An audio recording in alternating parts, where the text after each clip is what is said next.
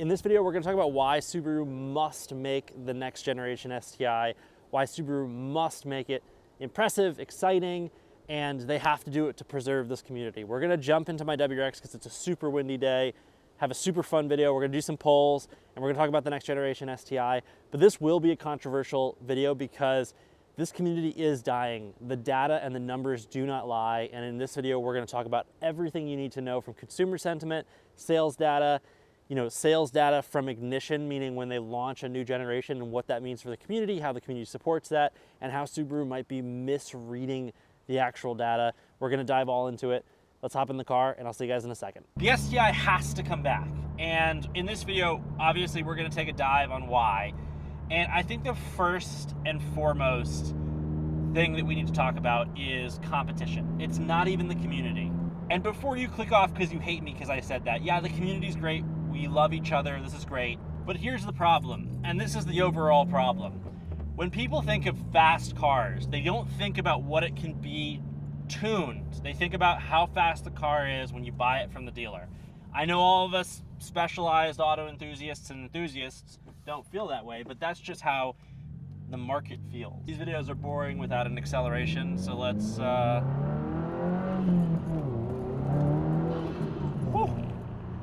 First gear sucks, second gear is a rocket ship. Insanely fast. Hold on, I gotta slow down. And here's the problem, right? Because most people see how fast cars are when they're coming from the dealer, when you think of a fast car or a sports car now, you don't think of Subaru, and that's a problem. The community, although is growing, more WRXs are being sold, the community of people looking for more out of their WRXs is not growing. And that is a problem. That's going to limit the aftermarket. That's going to tell Subaru that, they can survive without sports cars. But ultimately, it's going to slow the development of this platform that most of us love. If you're watching this video, at some level, you like this platform. And it's going to disappear if we don't have that enthusiast competition coming back. And what that really means, unfortunately, is putting horsepower down on the pavement. And the WRX doesn't do it out of the gate. Don't get me wrong, I'm driving a car that will compete right now with a Nissan Z or a Mustang GT or even a stock Supra. Compete, strong word, but I'll stay with them. But here's my problem. I need more to be associated with being a fast car. And unfortunately, the WRX just doesn't cut it. The old STI, 100% does not cut it. We're gonna take a quick pause in the video to do a little bit of a sponsored section on this video. No guys, I have not sold out. I really needed something and I found an awesome company who was doing it, so I wanted to partner with them.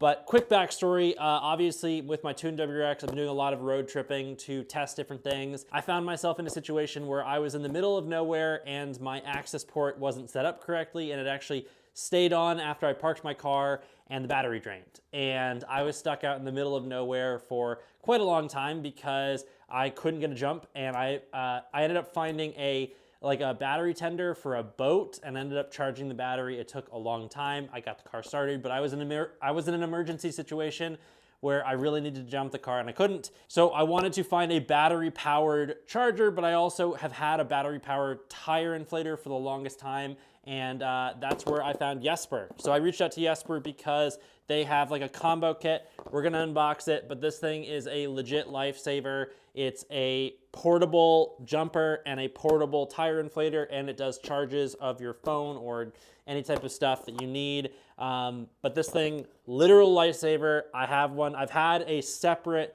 portable battery powered tire inflator in my car for since 2015.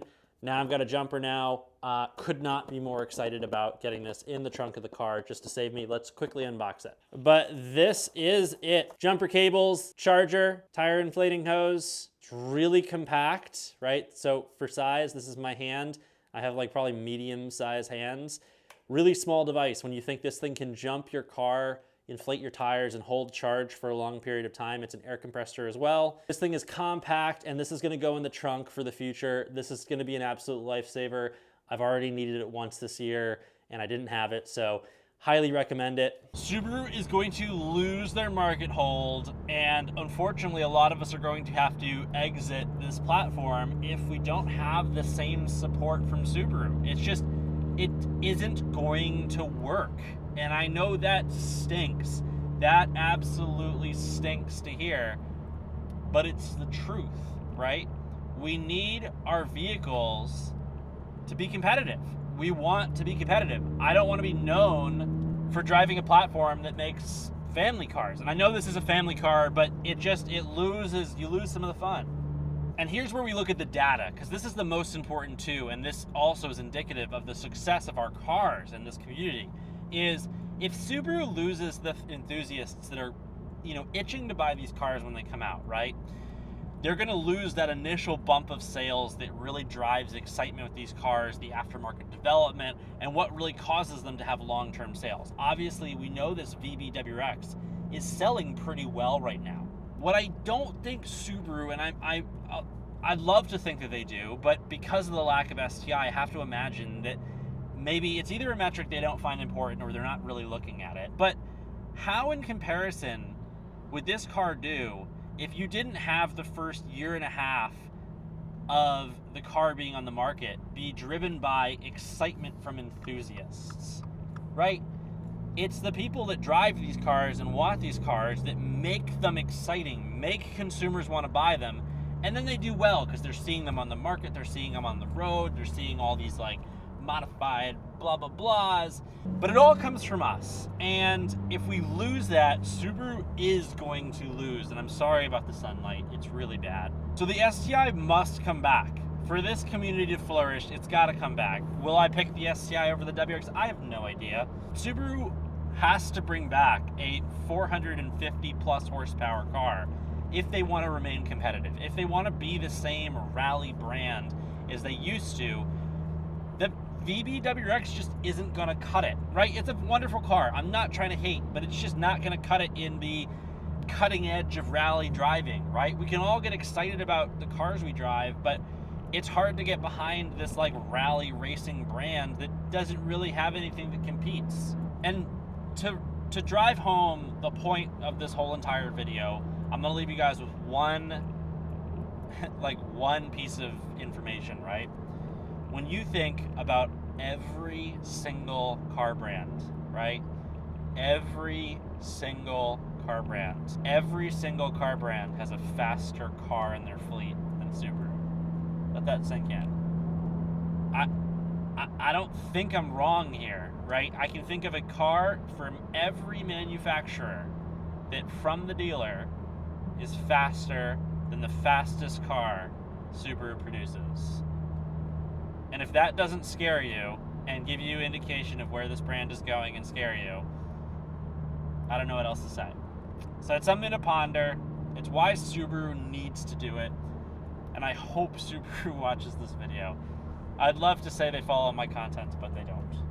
So hopefully you guys enjoyed the video or didn't enjoy the video. Hopefully I scared you a little bit, and hopefully this somehow trickles down to Subaru. So if you want to do anything to change this, the only thing you can do is like the video, comment, and watch the full video, because then the video will grow and hopefully Subaru at some point will see this video and say to themselves, hang on, yeah, we do need to compete.